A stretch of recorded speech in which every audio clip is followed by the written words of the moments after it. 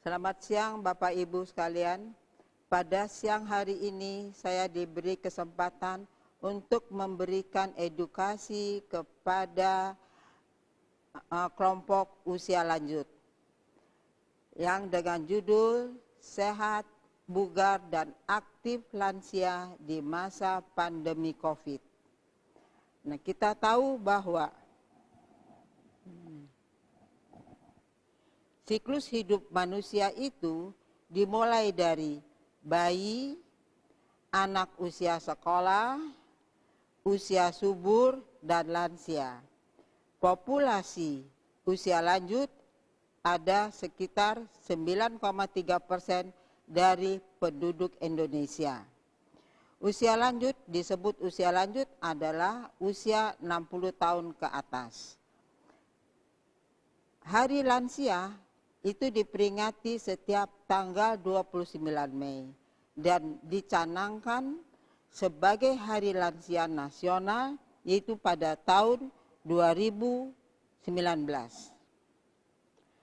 Ada 4 faktor yang mempengaruhi seseorang manusia itu sehat, yaitu perilaku, lingkungan, pelayanan kesehatan, dan genetik. Kita tahu bahwa perilaku itu termasuk gaya hidup. Ya. Gaya hidup itu ada beberapa macam faktor yang mempengaruhi gaya hidup seorang manusia. Ya. Makan gizi seimbang, olahraga, dan berjemur, dan kemudian juga melakukan kegiatan hobi, kemudian juga beribadah, ya, istirahat, tidur yang cukup, minimal 6-8 jam, tidak merokok, tidak minum narkoba maupun minum alkohol, perilaku hidup sehat dan bersih, meliputi pakai masker, cuci tangan dengan sabun, dan jaga jarak. Makan gizi seimbang, artinya kita makan perlu beberapa macam unsur. Ada unsur karbohidrat, unsur protein, kemudian ada unsur lemak, mineral, dan vitamin. Yang disebut karbohidrat itu termasuk beras, tepung-tepungan, dan kemudian termasuk juga gula di situ.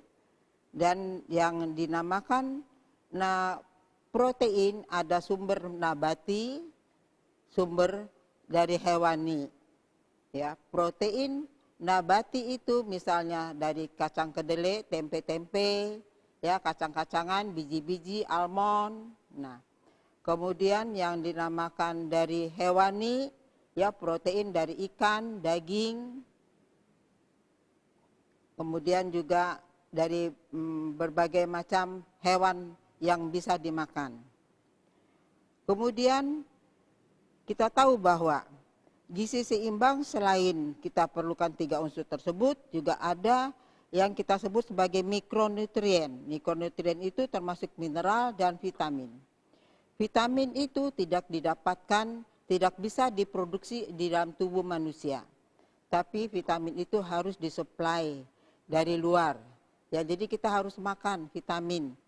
Vitamin yang beberapa macam vitamin yang untuk meningkatkan imunitas tubuh, vitamin A, vitamin D, vitamin E. Nah, mineral, ya, zinc, magnesium. Nah, kita tahu vitamin A itu kita dapat peroleh dari buah-buahan maupun sayur-sayuran yang berwarna kuning. Ya, misalnya wortel, jeruk, ya. Kemudian juga ubi jalar, ya. Kemudian vitamin A itu kita dapat selain daripada di wortel, juga kita bisa dapat juga dari ikan, ya, dari salmon, dari ikan salmon misalnya. Dan kemudian kalau karbohidrat, tadi karbohidrat itu tepung-tepungan, ya, beras. Nah, itu harus sesuai dengan kebutuhan usia lanjut. Kita tahu bahwa usia lanjut itu fungsi organ tubuhnya itu sudah mulai melemah. Ya, jadi kita tidak bisa dipaksakan harus makan porsi yang besar. Tetapi kita memakan porsi yang kecil tetapi frekuensinya sering. Ya, bisa setiap 4 jam sekali. Tapi ingat bahwa karbohidrat harus dibatasi, terutama gula. Kita tahu bahwa unsur ini bisa membuat tubuh kita menjadi tidak sehat. Ya, bisa kita mendapatkan penyakit kencing manis, ya, darah tinggi dan sebagainya. Kemudian sumber vitamin. Nah, tadi saya sudah katakan ada vitamin yang harus didapatkan dari luar, ya tidak bisa diproduksi oleh di dalam tubuh kita. Dan juga yang paling penting adalah kita berolahraga untuk mendapatkan vitamin D. Karena vitamin D ini sangat baik sekali untuk meningkatkan daya tahan tubuh kita.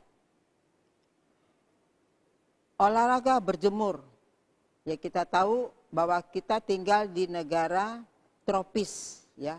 Matahari ada di ekuator kita. Jadi jangan lupa setiap hari itu diharapkan kita berjemur selama 15 menit, ya. Tergantung warna kulit. Nah, warna kulit yang putih pasti lebih cepat mataharinya, sinar matahari itu masuk ke dalam tubuh kita.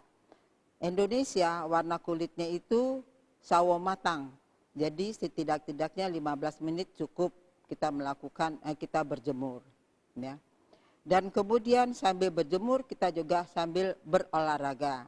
Dengan berolahraga kita harapkan oksigenisasi ke otak itu lancar.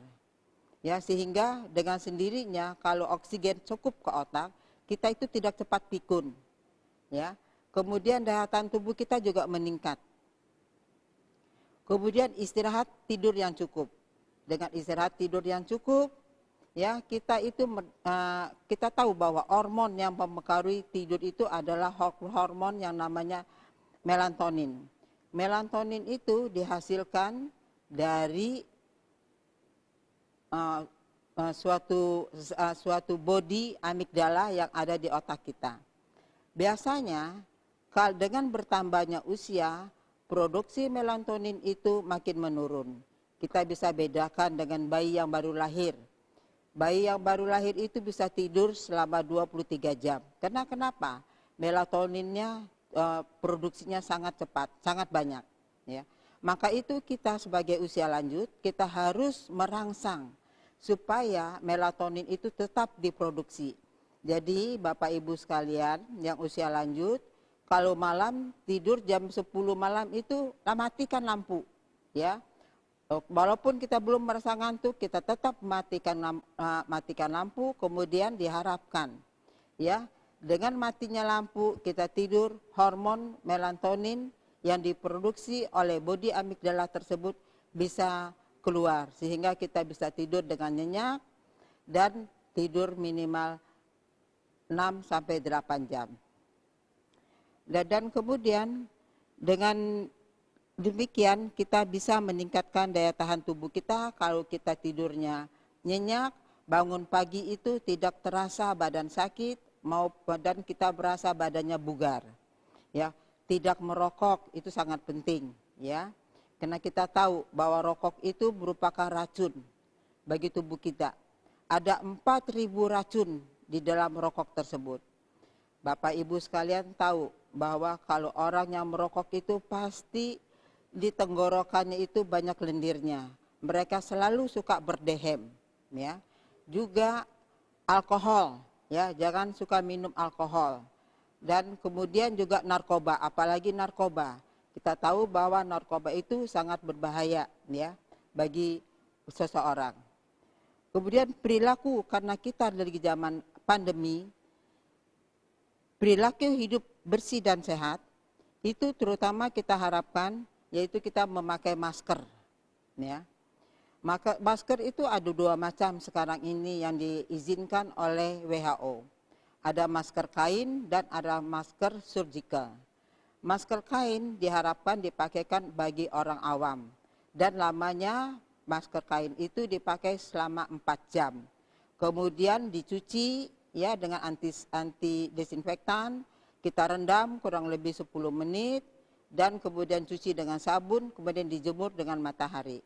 Jadi, apabila Bapak Ibu sekalian memakai masker kain, itu minimal dalam 1 hari itu harus menyediakan 3 masker kain.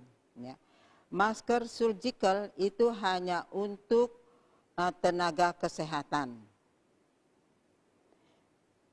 Dan cuci tangan yang bersih. Cuci tangan yang bersih dengan sabun, lamanya 20 detik. Ada 6 langkah, cuci tangan dengan sabun, ya, dan kemudian tangannya digosok ya dengan air yang mengalir. Ya, diharapkan bahwa kuman-kuman atau virus yang menempel di dalam tangan kita tersebut bisa mati. Ya. Kemudian jaga jarak. Nah, jaga jarak ini yang sangat penting. Minimal sekarang diharapkan menjaga jarak itu 1 sampai 2 meter. Jadi Bapak Ibu harus tahu etika batuk. Ya, apabila kita batuk, kita tidak boleh menutup mulut kita dengan tangan. Tetapi kita menggunakan siku. Nggak bisa deh. Menggunakan siku ya. Sehingga percikan, semburan, ludah tersebut tidak menyebar ke depan. Ya. Kita tahu bahwa dengan tersebarnya percikan ludah tersebut bisa terhirup kepada orang yang ada di dekat kita. Kemudian selanjutnya saya akan menjelaskan tentang pelayanan kesehatan. Ya, pelayanan kesehatan itu ya manusia usia lanjut itu rentan menderita penyakit COVID ya. Apalagi usia lanjut itu sudah menderita berbagai macam penyakit, misalnya penyakit darah tinggi, penyakit kencing manis, penyakit jantung, penyakit ginjal. Nah, jadi bagi usia lanjut yang telah mempunyai penyakit-penyakit tersebut diharapkan supaya rajin kontrol ke pelayanan kesehatan dan kemudian minum obat secara teratur. Apabila Bapak Ibu lansia panas, maka bisa minum paracetamol. Ya, apabila tenggorokannya sakit, ya jangan lupa minum dengan air hangat. Apabila panasnya 3 hari tidak sembuh, cepat pergi ke sarana pelayanan kesehatan yang terdekat. Ya. Kemudian kita tahu bahwa ya faktor yang mempengaruhi kesehatan itu adalah gen. Ya. Gen itu terdapat dari sel-sel tubuh manusia itu terdiri bermacam ribu triliun sel. Ya. Kemudian dalam sel itu ada yang namanya DNA. Di bagian daripada DNA itu adalah gen. Nah, gen inilah yang menentukan sifat manusia, profil manusia, apakah dia itu gemuk, apakah dia juga akan rentan akan penyakit. Nah, itu yang ditentukan oleh gen. Ya. Jadi kesehatan maupun respon tubuh itu dipengaruhi oleh gen.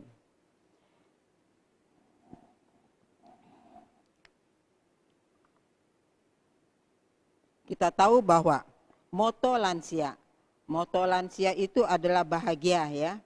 Manusia lansia yang bahagia menuju lansia yang sehat, mandiri, aktif dan produktif ya. Kita tahu bahwa lansia itu menjadi tua itu adalah pasti ya. Tetapi menjadi tua yang tangguh, yang bahagia, yang sehat, mandiri, aktif dan produktif itu adalah pilihan. Nah, jadi Bapak Ibu pesan saya pada kesempatan ini ya jadilah lansia yang smart ya supaya tetap mengasah kemampuan kognitif kita dengan berolahraga yang teratur setiap hari ya, tidur yang cukup minimal 6 sampai 8 jam, jaga pola makan dengan gizi seimbang, latihan otak ya dengan melakukan hobi, kemudian membaca, menjahit, mengisi teka-teki silang, melakukan kegiatan yang kita gemar setiap hari supaya kita tidak bosan. Apalagi di dalam pandemi COVID ini, di mana kita tetap harus selalu ada di rumah. Kita harus menjaga jarak. Nah, jadi dengan melakukan latihan otak, dengan melakukan kegiatan sehari-hari sehingga kita tidak menjadi bosan tinggal di rumah. Dan bila ada penyakit kronis, tetap minum obat secara teratur. Demikian Bapak Ibu sekalian, usia lanjut penyuluhan yang saya berikan pada siang hari ini. Semoga penyuluhan ini bermanfaat dan bisa dilaksanakan dengan baik untuk kita semua. Salam sehat. Amin.